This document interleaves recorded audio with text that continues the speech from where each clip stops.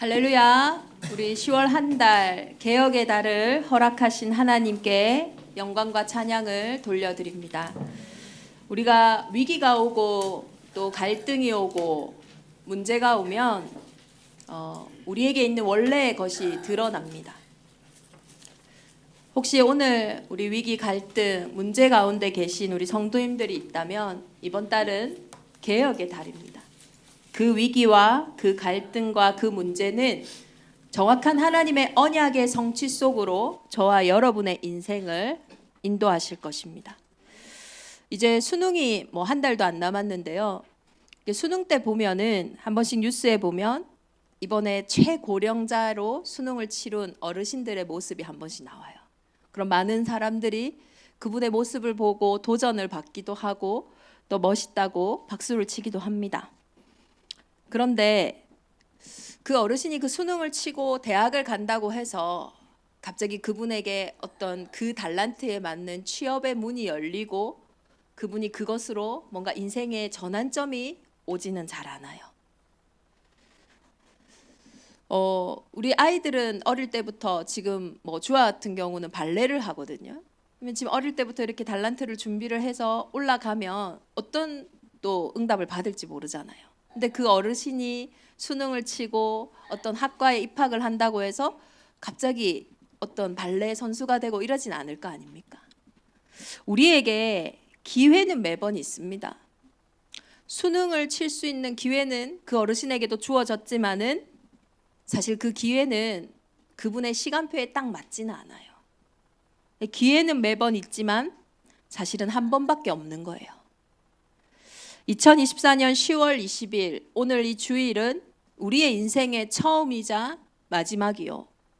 그 말은 하나님이 저와 여러분에게 주신 최고의 기회고 시간표라는 겁니다. 시간은요 금방금방 가요. 벌써 10월 중순이 넘어갑니다. 얼마나 빠릅니까?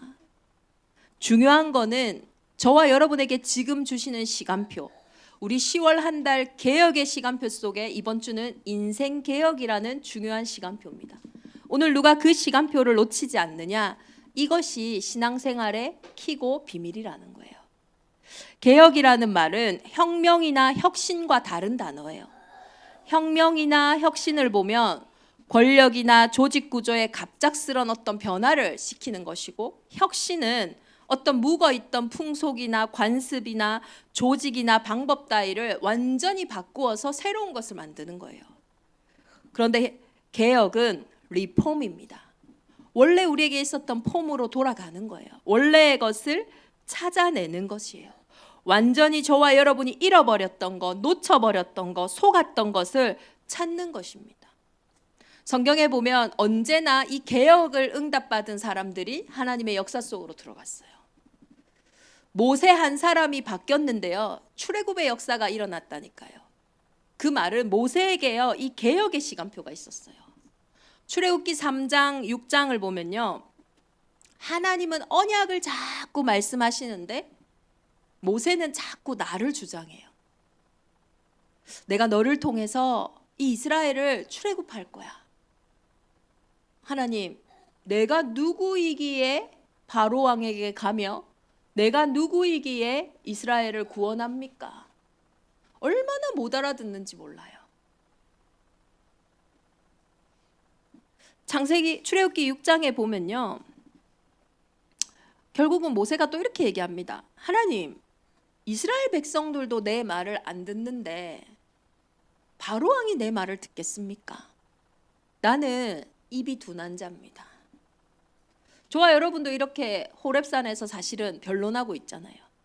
하나님, 내가 누군데 나를 통해 세계복음을 합니까? 내가 누군데 나를 통해서 지금 나도 못 살겠는데 무슨 가정과 가문을 개혁하고 우리 교회를 개혁하고 내 인생을 개혁합니까? 하나님, 나는 입이 둔합니다. 그 모세의 항변에 하나님은 내가 누구냐? 나는 스스로 있는 자이다. 내가 너에게 언약한 그것을 기억해라. 내가 너를 보낸다. 실컷요 하나님 말씀하셨는데 그 대답이 또 뭔지 아세요? 거기에 또 모세는 자기가 했던 말 또 해요. 하나님, 내가 누구이기에 나는 입이 둔하나이다. 예배 전에요, 하나님 말씀하시기 전에 했던 그 문장을 그대로 또 하는 거 있죠. 참 신기합니다. 우리가 예배 드리기 전에 문제와 갈등과 위기 속에 있었던 내 생각 그대로 오늘 말씀 듣고요, 또 그 얘기를 그대로 한다니까요. 왜냐?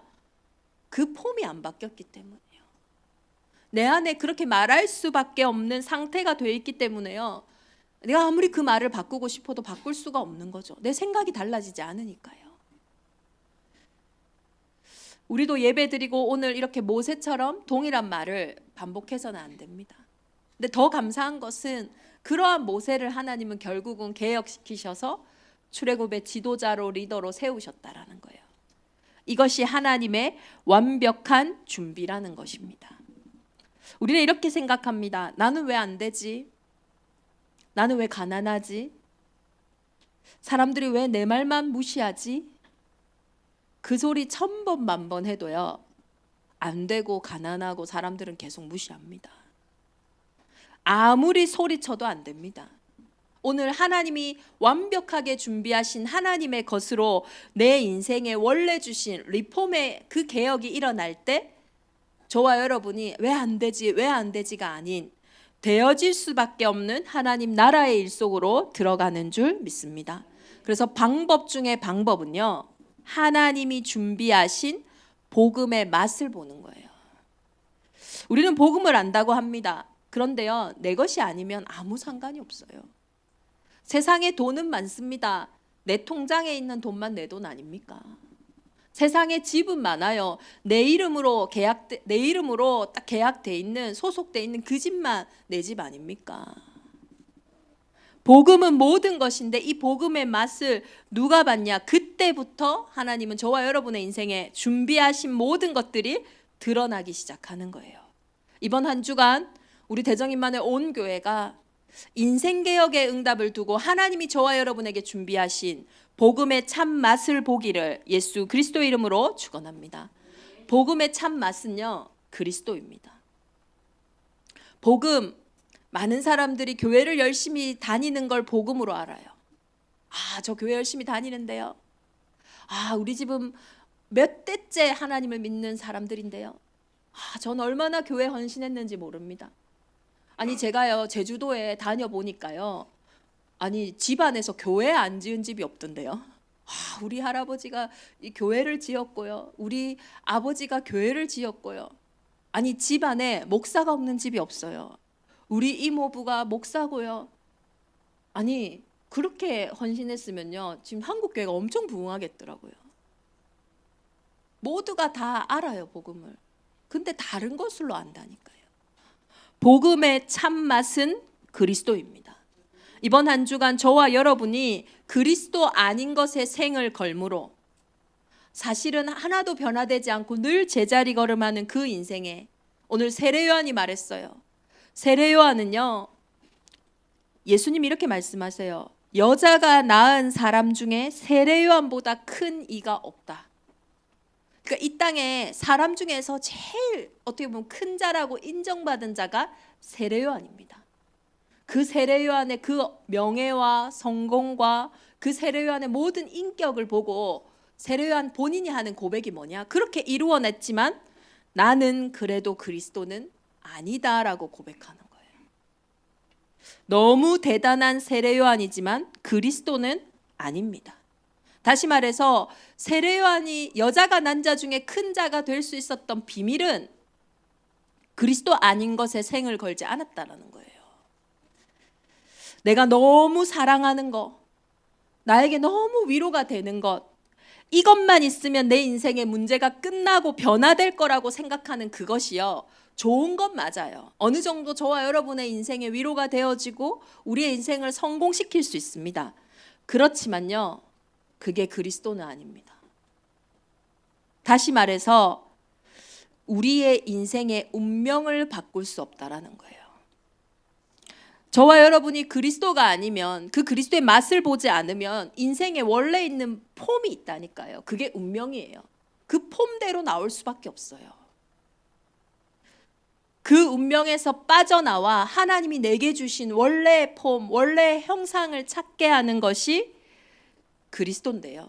이 그리스도의 맛을 보냐 안 보냐, 여기에 인생의 신앙생활의 모든 답이 사실 여기에 있다는 겁니다. 배수거신이라는 단어가 있는데요, 한 잔의 물을 가지고 수레에 가득한 뗄나무에 불을 끄려 한다라는 말이에요. 한 잔의 물로 어떻게 수레에 가득한 뗄나무에 막 불이 붙어 있는데 그걸 끌 수 있겠어요? 못 끄겠죠. 그 한 잔의 물을 갖다 붓고 갖다 붓고 갖다 부어도요, 꺼지지가 않습니다. 단번에 그 불을 꺼야만 끌 수 있는 물이 필요한 거예요. 그러니까 저와 여러분의 인생에 수고는 하죠. 계속 수고하고 노력하고 고생하지만 아무리 노력해도 헛수고하는 걸 보고요, 배수거신이라고 해요. 인생 개혁은 이제 그 헛수고에서 빠져나오는 겁니다. 아무리 해도 그 자는요, 그리스도가 아니에요. 내 노력은, 내 열심은, 공로는 인정하지만 내 마음은 진심이고 내 마음은 진실하지만 그리스도는 아니라는 거예요. 이번 한 주간 저와 여러분의 인생에 이 그리스도의 참맛이 회복되기를 기도합니다. 그리스도가 아니면 안 되는 첫 번째 이유가 뭡니까? 저와 여러분의 인생은 태어날 때부터, 날 때부터 우리의 인생에 온 원죄, 근본적인 운명이 있다라는 거예요. 창세기 3장 이후로, 아담 이후로 모든 사람에게 성경은 죄가 들어왔고 그 죄로 인해 세상에 죽음이 들어왔다고 말하고 있어요. 이게 성경이 말하는 근본적인 운명입니다. 인생이 왜 죽습니까? 죽음이라는 우리는 절대적인 운명을 타고난 거 아닙니까? 해결이 안 되는 거예요. 그 죽음의 두려움 속에서 저와 여러분의 인생에 찾아오는 문제가 있다니까요. 이 근본의 운명이 바뀌지 않는데 아무리 노력하고 아무리 수고한다고 한들 뭐가 바뀌겠냐고요. 그 근본의 운명 가운데 태어나서 어디 속으로 들어갑니까? 모든 사람에게는 배경이 있어요. 조상과 가문에 흘러내려오는 그 배경적인 운명이 있다니까요. 아니, 이 이스라엘 민족들이요, 출애굽했어요. 절대 불가능한 현장에서 구원받았다니까요. 홍해도 가르고 응답도 받았는데 다시 어디로 갑니까? 그 불신앙의 흐름 속으로 계속 들어가는 거예요. 그게 배경입니다. 분명히 하나님 은혜도 받았고 구원도 받았는데 기적을 받는데도 안 되는 거예요. 내 안에 그 영적인 배경과 흐름이요, 나를 자꾸 끌고 가는 거예요. 그러니까 나와 상관없이 내가 원치 않는데 끌려가는 문제들, 그걸 보고 세상은요, 저주 재앙이라고 합니다. 왜 내 인생에 이런 저주와 재앙 같은 사건이 있지? 휘말리는데요, 왜 휘말리는지 몰라요. 이해가 안 되죠. 그 속에서 꼼짝달싹 할 수 없는 개인의 습관적인 운명이 있다니까요. 이스라엘 민족이 보고 들은 게요, 애굽밖에 없어요. 우리가 구원받았지만 지금까지 자라면서 보고 들은 게 뭐냐면 세상이에요. 그러니까 자기 습관 그대로, 자신의 영적 문제 그대로 가지고 살아가니까요, 아무리 노력해도요, 고생은 고생대로 하고 가나안 못 들어가는 거예요. 누구만 들어갑니까? 개혁된 사람들. 그 근본의 운명에 빠져나와 실제 흐름과 현장을 바꿀 수 있는, 개인의 영적 문제를 벗어날 수 있는 그 복음의 맛을 본 그 사람들, 광야에서 태어난, 중간에 태어난 후대들과, 그리고 여호수아 갈렙과 같이 인생이 완전히 개혁된 자들이 가나안에 들어갔다니까요. 하나님이 오늘 이 말씀을 주시는 이유가 뭐겠어요? 야, 이렇게 안 되니까 너희도 광야에서 죽어라, 그래서 이 말씀 주시겠습니까? 여호수아와 갈렙의 길에, 그 광야 중앙에 태어난 그 후대들의 길에 저와 여러분을 세우셨음을 오늘도 확인하는 최고의 은혜가 있기를 기도합니다. 그래서 이 모든 것에서 빠져나온 자가 누구냐면요, 세례요한이에요. 오늘 이 본문의 배경을 보면요, 세례요한이 이렇게 세례를 베푸는데 그 강 건너에서 예수님이 세례를 베풀고 있는 거예요. 예전에는요, 세례요한이 떴다 하면 수많은 사람들이 몰려 들어왔거든요. 근데 지금은 대세가 기울었어요. 예수님의 그 표적과 기사에 수많은 사람들이 예수님께 막 가는 거예요. 그러니 세례요한의 제자가 와가지고 이렇게 얘기합니다. 랍비요. 지금 이 강 건너에서 세례를 베풀고 있는 이 예수라고도 얘기하네요. 그 세례를 베풀고 있는 그 이에게 너무 많은 사람들이 가고 여기는 안 옵니다. 여러분 어떻겠어요? 그렇게 예전에는 세례요한 최고라고 하더니 갑자기 등 돌리고 딴 데 가요. 참 섭섭하기도 하겠죠. 제일 먼저 오는 마음이 서운하고 왜 갑자기 나를 외면하지? 이 섭섭마귀가 제일 무섭습니다. 가만히 있으면요 또 찾아와요. 뭘로요? 화가 나요. 나를 지금 무시하는 건가? 나를 그렇게 인정하더니 쟤 뭐지? 화가 납니다. 그때부터요 화나면 이제 끝난 거예요. 틀린 생각, 틀린 마음 막 들어오거든요. 또 그러다가 한순간에는요 자기에게 실망하기도 합니다. 내가 능력이 좀 더 있어야 되는데, 내가 저 예수보다 더 능력이 있었더라면 괜찮았을 텐데, 자기 자신을 책망하고 낙심하기도 해요. 대부분요 이렇게 반응하는 게 당연한 거예요. 그런데 요한이 이렇게 얘기합니다. 만일 하늘에서 주신 바 아니면 사람이 아무것도 받을 수 없느니라. 다시 말해서 세례 요한은 언제나 절대 주권 앞에 서 있었어요. 이 모든 섭섭함, 이 모든 화, 우리의 분노, 우리의 틀린 생각, 마음들을 바꿀 수 있는 키는요 절대 주권 앞에 딱 서는 거예요. 하나님이 주신 것이 아니면 아무도 받을 수 없다. 그러면서 가장 중요한 고백을 합니다. 선한데 지혜롭고 악한데 미련하게 된 이 세례 요한이 내가 말했지 않냐? 나는 그리스도가 아니다. 나는 그리스도 앞에 온 자다. 그리스도를 자랑하기 위해 보냄을 받은 자다. 신부를 실제로 취하는 자는 신랑이지만 신랑의 친구들이 그 옆에서 더 즐거워한다. 그 그리스도가 주인 되시는 그 일에 나는 즐거워할 자뿐이다. 나는 쇠하여야 하겠고 그는 흥하여야 하리라. 정확한 언약과요 자신의 원래의 자리, 우리의 근본의 자리가 뭡니까? 하나님의 형상으로 창조된 그 자리를요 딱 회복하는데요 세례 요한은 이 일 때문에 망하지 않았어요. 이 일 때문에 어쩌면 하나님께 더 네가 이 땅에 여자가 낳은 자 중에 더 큰 자라는 그 응답을 받게 된 게 이 비밀 때문일 수도 있어요.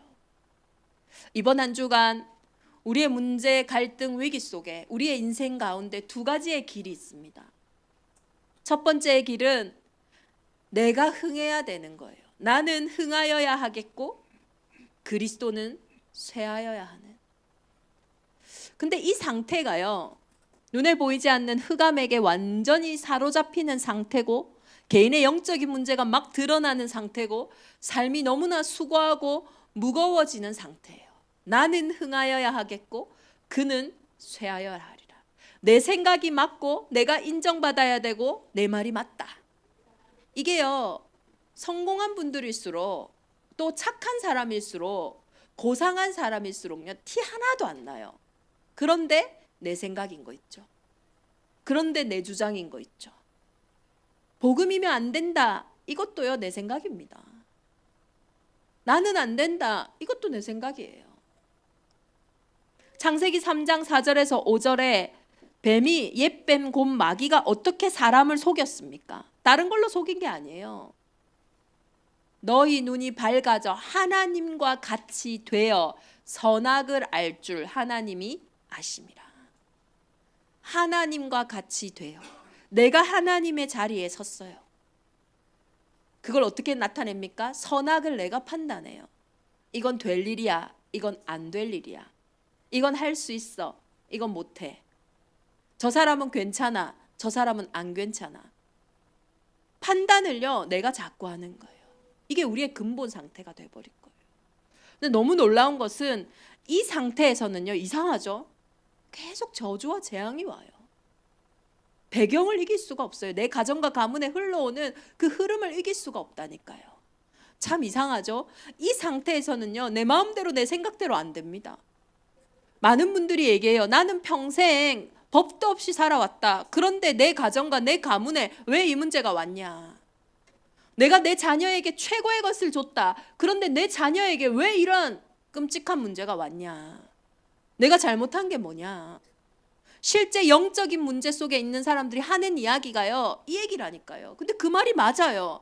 잘못한 게 없어요. 내가 뭐 그것을 얻기 위해서 노력한 것도 아니에요. 그런데 어느 날 갑자기 내 인생에 닥쳐오는 그 문제와 그 어려움을요, 막을 수가 없는 거예요. 도대체 어디서 온 겁니까? 나는 흥하여야 하겠고 그는 쇠하여야 하리라는 이 상태가요, 죄의 상태입니다. 이 상태가 지옥 배경이에요. 그럴 수밖에 없다니까요. 아무리 해도 응답이 안 오니까요, 내 생각과 내 주장밖에 할 게 없어요. 그러니까 창세기 6장을 보세요. 원래 가정이 어땠습니까? 아담은요, 하나님 딱 바라보고 있는데 모든 것이 다 채워졌어요. 그게 에덴이었거든요. 하나님이 사랑하는 아내도요, 데리고 오셨어요. 내 뼈 중에 내 뼈요, 살 중에 살이다, 돕는 배필로 데리고 오셨다니까요. 참 신기합니다. 복음은요, 복음 딱 붙잡고 있는데 모든 것이 따라와요. 이게 복음이에요.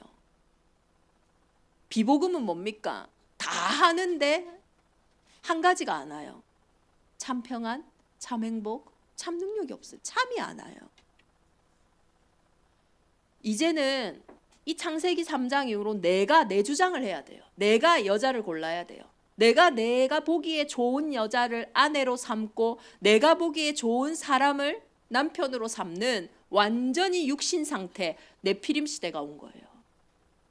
내 생각과 내 주장을 하니까 어떻게 됩니까? 저주재앙이 계속 오는 거예요. 원치 않는 대로 일이 계속 돌아가는 겁니다. 그 속에서요, 우리는 세상의 말을 들을 수밖에 없어요. 또 말하되 자 성읍과 탑을 건설하여 그 탑 꼭대기를 하늘에 닿게 하여 우리 이름을 내고 온 지면에 흩어짐을 면하자 하였더니, 아무도 안 가르쳐 줬는데요, 우리 이름을 내고 나는 흥하여야 하겠고 그는 쇠하여야 하리라. 우리도 모르게요, 그 상태가 계속 되어지는 거예요. 그런데 오늘 세례요한이 이 모든 상태를 뒤집는 고백을 하는 거예요. 저와 여러분의 인생개혁 열심히 노력으로 바꾸는 게 아니에요. 그 인생에 오늘 이 고백이 회복돼야 될 줄 믿습니다. 세례요한이 고백을 합니다. 나는 쇠하여야 하겠고 그는 흥하여야 하리라. 참 이상하죠. 나를 버리고 나를 포기하고 그리스도를 회복하는데요, 자꾸 모든 게 살아나요. 그게 창세기 3장 15절입니다. 네 방법, 네 노력으로 안 된다. 인생의 문제 내가 하겠다. 하나님이 직접 하겠다. 그게 여자의 후손입니다. 안 되는 일에 낙심하지 마세요. 그 일은 여자의 후손을 붙잡는 유일한 문제라니까요. 너무 어렵다, 반복된다, 거기에 낙심하지 마세요. 반복적으로 그리스도를 회복할 그 문제라니까요. 그 원시적인 복음을 붙잡는 그때에 어떤 일이 일어납니까? 이제는요, 나만 살아나는 게 아니라 나와 후대와 시대를 살리는 방주운동 속으로 들어가게 되어지는 거예요. 창세기 6장의 현장을 보고 하나님은 한탄하셨어요. 사람들의 생각이 왜 이렇게 악한지. 다 이렇게 생각해요. 나는 흥하여야 해. 내가 해야 돼. 그 현장을 보고요, 한탄하셨다니까요. 그런데 그 속에 은혜 받은 자가 있었어요. 은혜 입은 노아인데요, 이 노아가요, 이렇게 생각합니다. 하나님이 하신 그 말씀을 그대로 다 준행하더라. 육신의 문제를 이기는 길은 하나밖에 없어요. 말씀대로 준행하는 겁니다. 말씀 붙잡는 거예요. 그거 아니면 저와 여러분은요, 육신의 상태를요, 이길 수가 없어요. 얼마나 힘든데요. 이 육신의 문제가 오히려 노아의 그 순종을 통하여 구원에 이르는 참된 방주가 된 것처럼, 저와 여러분의 그 육신의 수많은 문제와 재앙이 이제는 저와 여러분의 참된 헌신을 통하여, 그 순종함을 통하여 나만 사는 것이 아니라 나와 내 후대, 이 시대가 살아나는 방주운동의 최고 주역이 되어지기를 예수 그리스도 이름으로 축원합니다. 세상은요, 결국 물질 성공 중심이에요. 이것 때문이라면요, 가까운 사람도 배신하고 극단적으로요, 가족도 죽여요. 그만큼 물질과 세상을요 이긴다라는 거 쉽지 않습니다. 그렇게 사로잡혀 버립니다. 이 속에 우리는요 뭘로 살아갈 겁니까? 그 바벨탑부터 높아져가는 이 세상을요 어떻게 살아갈 거냐고요. 은둔할 순 없잖아요. 안 그렇습니까? 야, 세상은 세상신 임금 사단이니까, 세상은 거룩하지 않으니까 세상에 있지 마, 우리끼리만 있자. 그럴 수 없잖아요. 그럼 어떻게 해야 됩니까? 무시하고 살아가야 됩니까? 그러면 더 적극적으로 세상 속으로 들어가서 그것을 막 누려야 됩니까? 그 현장에, 세상을 살아가는 그 현장에 모델적으로 아브라함을 부르셔서 오늘 하나님이 말씀하셨어요. 너는 세상에 그냥 들어가면 안 된다. 아브라함에게 이르시되 너는 너의 고향과 친척과 아버지의 집을 떠나 내가 내게 보여줄 땅으로 가라. 가나안으로 가라 이렇게 하시지 않았어요. 그리스도 오실 땅으로 가라고 하지 않았어요. 내가 내게 보여줄 땅으로 가라. 그러기 위해서는 하나님의 말씀, 그리스도 예수의 말씀을 따라가야지만 어디를 가는지 알 수 있는 거 아닙니까? 세상은요 언약을 따라가는 겁니다. 언약적 축복을 따라 가정을 가고 직장 현장을 가고 학교 현장을 가고 그 문제 속으로 들어가는 거예요. 그 언약의 키가 뭡니까? 그리스도잖아요. 이 그리스도 언약 붙잡고 가는 그 현장에 이 그리스도는 다시 오십니다. 땅 끝까지 복음이 증거된 이후에 다시 오세요.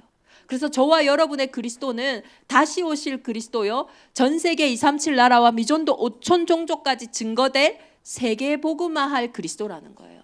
그래서 우리의 그리스도의 언약은 그래서 전도와 선교인 겁니다.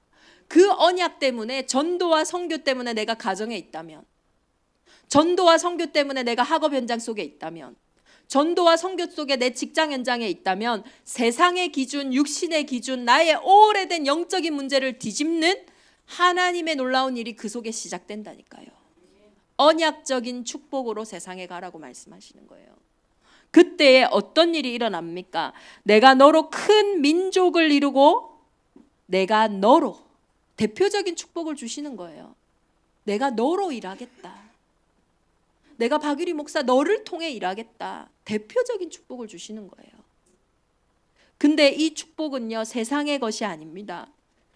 이 축복은 근원적인 거예요. 너는 복이 될지라. 복 따라가는 인생이 아니에요. 저와 여러분은 하나님이 함께하는 그 현장으로부터 복이 시작되어지는 겁니다. 광야에 가도 괜찮아요. 그 광야에 길을 내십니다. 사막에 가도 괜찮아요. 그 사막이 언약적 축복을 따라간 길이라면 그 사막에 강을 내시는 거예요. 그런데 그는 쇠하여야 하고 내가 흥해야 되는 사람은 제일 좋은 섬, 젖과 꿀이 흐르는 것 같은 소돔과 고모라를 선택했는데 결국은 그 성이 무너지는 거 있죠. 나는 이 일하면 분명히 될 것 같아서 선택했는데, 저와 여러분의 선택이 대부분 그렇지 않습니까? 이거 선택하면 대박인데 늘 좋은 선택을 했는데 내 인생은 왜 제자리 걸음이냐고요. 늘 나를 살리고 싶은 선택과 결정을 했는데 왜 나는 계속 반복되는 그 문제 속에 있냐고요. 근원적인 축복을 회복해야 된다는 거예요. 그 현장에는 하나님이 불가항력적인 축복을 주십니다. 너를 축복하는 자에게는 내가 복을 내리고 너를 저주하는 자에게는 내가 저주하리니 땅의 모든 족속이 너로 말미암아 복을 얻을 것이라. 너를 축복하는 자 내가 복을 내리고 너를 저주하는 자 내가 저주한다. 심판주 하나님을 정확하게 인정하셔야 돼요. 그렇지 않으면 내가 복수하고 내가 원망하고 내가 다 해야 돼요. 진짜 하나님이 일하시면요 사람이 그 일을 막을 수가 없어요. 저와 여러분이 사업을 하는 사업 비즈니스맨들은 잘 아실 거예요. 이게 결정적인데 안 된다니까요. 또 어떤 일은 이상하게 돼요. 그게 불가항력적인 겁니다. 실제로 우리의 인생의 많은 부분들은 불가항력적인 것들로 돌아갑니다. 그 불가항력적인 것을 움직이고 계시는 진짜 하나님의 그 언약적인 축복 속에 우리가 있기를 예수 그리스도 이름으로 축원합니다. 그리고 마지막으로요, 이 언약을 따라가는 현장에 너로 말미암아 복을 얻을 것이랬어요. 너로 말미암아, 누구누구로 말미암아, 기념비적인 축복입니다. 그냥 세상에 가는 게 아니에요. 내 생각으로, 내 기준으로 가는 게 아니에요. 그는 흥하여야 하겠고 나는 쇠하여야 하리라, 이 말이 이 언약적인 축복을 확신하며 세상에 나가는 거예요. 이번 한 주간 우리 대정인만의 온 교회 인생이 개혁되기를 기도합니다. 중요한 문제와 일을 두고 내가 흥하고 있는지, 내 생각이 가득한지, 내 주장이 가득한지, 내 기준이 가득한지, 아니면 그것이 아니라 그리스도 예수의 말씀이 흥황하고 그 말씀이 힘이 있는지, 이번 한 주간 확인하는 최고의 은혜가 있기를 기도합니다. 그래서 이번 주의 개혁은 인생개혁입니다. 오직 하나님께 영광. 내가 성공하는 것이 사실 하나님의 영광이에요.